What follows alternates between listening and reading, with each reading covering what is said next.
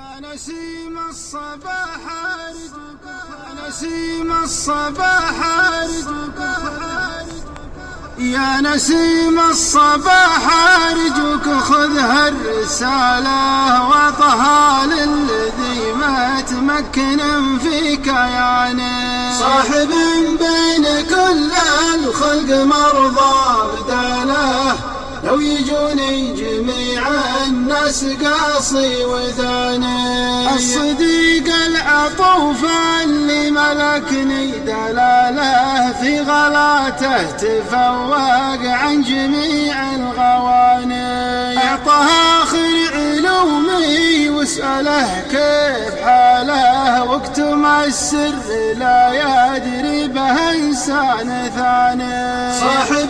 بين كل الخلق مرضى بداله،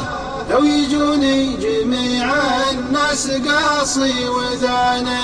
كله البعد حده والزمن ما صفاله واخبره عن وصولي وش هو اللي حداني كان خلي مع دنياه سالي وداله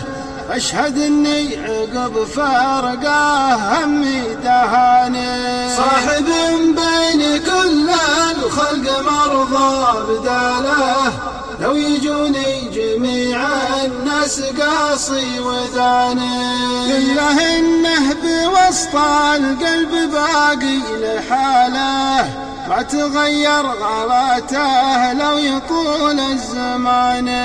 ودي إنك عن الهجران تكفى تساله مر لي مدة والعلم ما عاد جاني صاحب بين كل الخلق مرضى بداله، لو يجوني جميع الناس قاصي وذاني كان من ينقل النام مات عني حكاله والله انه ببهتان الظليم رماني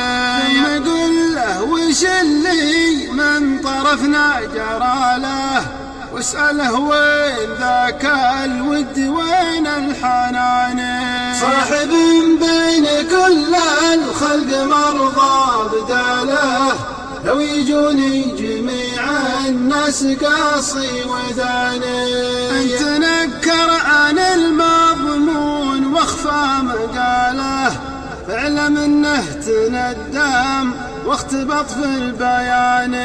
وانتفاعل وقدم حجته واعتزاله اعتبر عشرته هانت وقلبه نساني صاحب بين كل الخلق مرضى بداله،